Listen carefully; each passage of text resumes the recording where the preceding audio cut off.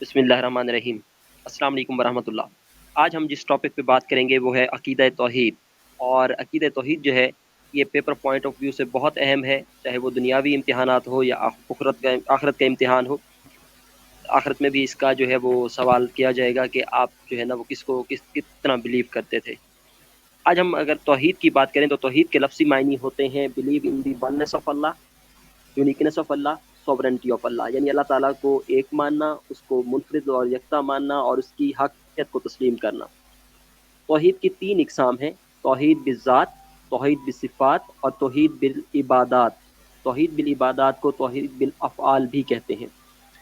अच्छा, अब अगर हम देखें तो वो कौन सी सूरा है जो कि तौहीद के बारे में है सारी, तो वो है सूरा इखलास।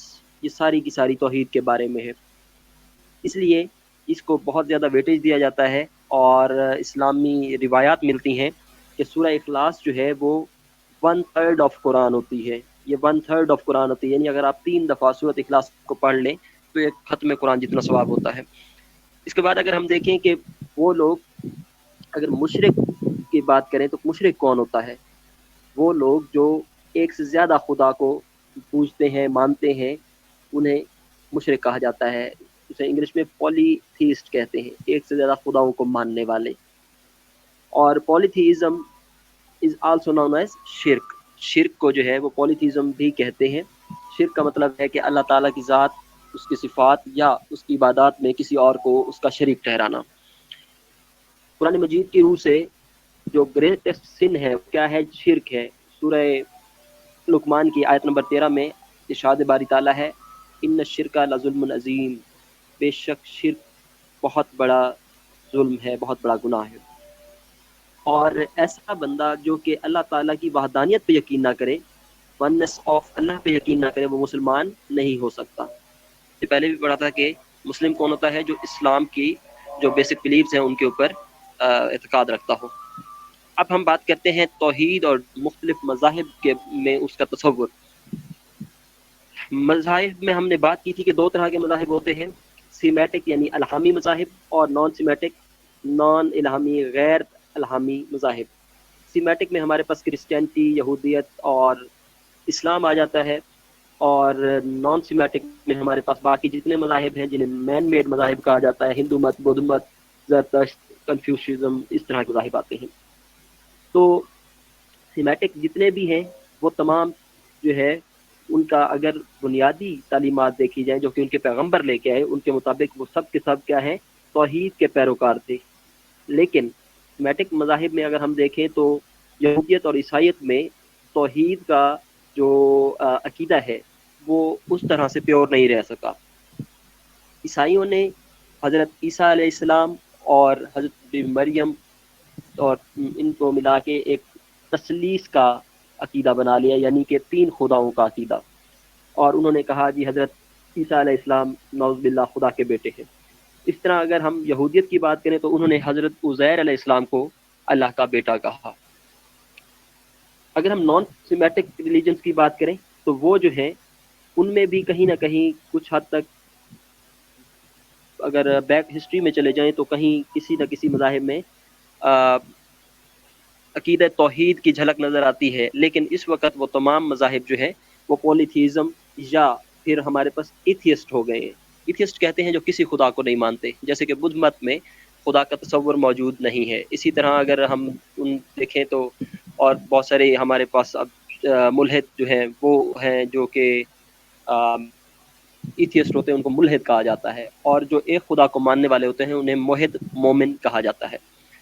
अगर हम बात करें इस्लाम की जो कि एक सीमेटिक रिलीजन है, उसमें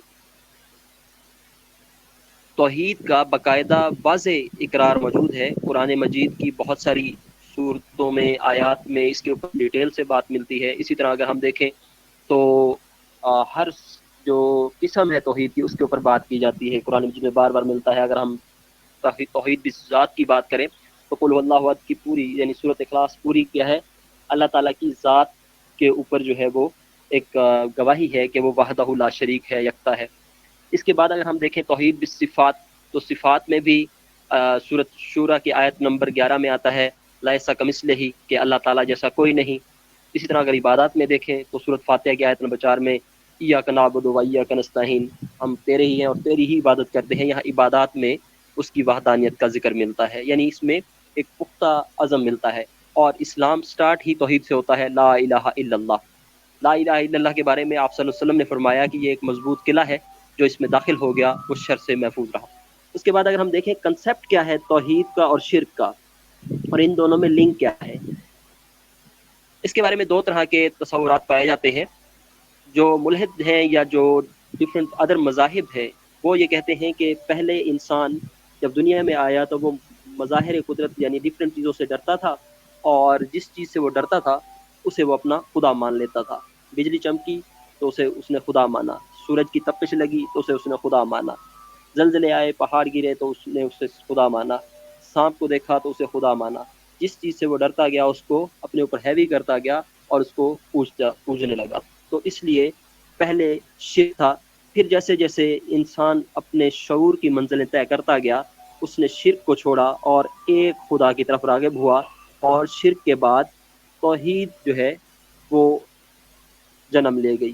لیکن اسلام کا جو الہامی مذاہب ہیں ان کا تصور دین کیا ہے، ان کا تصور توحید کیا ہے، وہ یہ ہے جو پہلا انسان اس دنیا میں بھیجا گیا وہ اللہ کا برگزیدہ بندہ اور اس کا پیغمبر تھا، جو کہ توحید کا پیروکار تھا اور توحید کو ہی مانتا تھا۔ بعد میں آنے والے لوگوں نے اس توحید کی تعلیمات کو بھلا کر شرک میں پڑ گئے، وہ کسی کی محبت میں، وہ کسی کے عقیدت میں جو ہے وہ ان کو اس کے جو تجاوز کرنے لگے، ظلم کرنے لگے، اور وہ مشرک ہو گئے یا شرک میں پڑ گئے۔ تو اسلام میں جو ہے وہ توحید پہلے ہے اور جو شرک ہے یہ بعد کی پیداوار ہے۔ اب اگر ہم بات کریں توحید کے امپیکٹس کی، تو توحید جو ہے وہ ایسا عقیدہ ہے جو انسان کی ساری زندگی کو بدل دیتا ہے، اور اسلام کی پوری جو منزل ہے، جو عمارت ہے، وہ اسی بنیاد کے اوپر ہے کہ عقیدہ توحید اگر صحیح ہے تو آپ کا ایمان صحیح ہے۔ جیسے کہ اگر ہم دیکھیں، اگر ایک بندہ خدا کو نہ مانے تو پھر اس کے بعد چاہے وہ جو مرضی عبادات کرے وہ قابل قبول نہیں ہے۔ اگر ایک انسان توحید کا پیروکار ہے تو اس کی زندگی پر بہت سارے اثرات پڑتے ہیں، اور چاہے وہ انفرادی زندگی ہو یا اجتماعی۔ اگر ہم انفرادی زندگی کی بات کریں تو اس کی انڈیویجول لائف میں اگر ایک بندہ خدا کو مانے گا تو وہ کسی کے سامنے ہاتھ نہیں پھیلائے گا، اس کی عزت نفس جو ہے اس میں سخاوت ہوگی، اس میں بردباری اور برداشت ہوگی، اس میں جو ہے وہ صلہ رحمی کی جو ہے نا جذبہ ہوگا۔ ہر وہ کام جو خدا کو راضی اور خوش کرنے کے لیے ہوگا وہ کرے گا، اور اللہ تعالیٰ کے تمام احکامات کو فالو کرنے کی کوشش کرے گا۔ تو اس میں آپ ملٹیپل ہیڈنگز بنا کے اس کو ایکسپلین کر سکتے ہیں۔ اس طرح اگر امپیکٹ کی بات کریں سوشل لائف پہ یعنی اجتماعی زندگی پہ، تو اس میں بھی ہمارے پاس جو اللہ تعالیٰ کا جانور ماننے والا ہوگا، وحدت کو ماننے والا ہوگا، توحید کا پیروکار ہوگا، اس سوشل لائف میں اس کی سوشل لائف میں یکسانیت ہوگی، ہم آہنگی ہوگی، امن ہوگا، سکون ہوگا، اور بھائی چارے کے لیے یکساں وہ کوشاں رہے گا، بیکاز یہ ساری تعلیمات کیا ہیں، اللہ تعالیٰ کی بھیجی ہوئی ہیں۔ تو اس میں بھی آپ ملٹیپل ہیڈنگز بنا کے اس کو الیبوریٹ کر سکتے ہیں جہاں آپ کو ضرورت ہو۔ میں امید کرتا ہوں کہ آپ کو یہ آج کی جو ویڈیو ہے پسند آئے گی، اور پہلے ہم لوگوں نے سٹارٹ لیا تھا بیسک سے، اب ہم جو فیتھ یعنی بلیفس ہیں ان کو ایکسپلین کریں گے۔ آج توحید تھا، نیکسٹ رسالت، اسی طرح یوم آخرہ پہ، پھر اس کے بعد عبادات کی طرف ہم جائیں گے جس میں نماز، روزہ، حج، زکوٰۃ اور اس طرح کی۔ تو کوشش کریں کہ آپ اس سیریز کو ضرور فالو کریں، ہمارے چینل کو لائک، سبسکرائب اور شیئر کریں۔ تھینک یو سو مچ، اللہ حافظ۔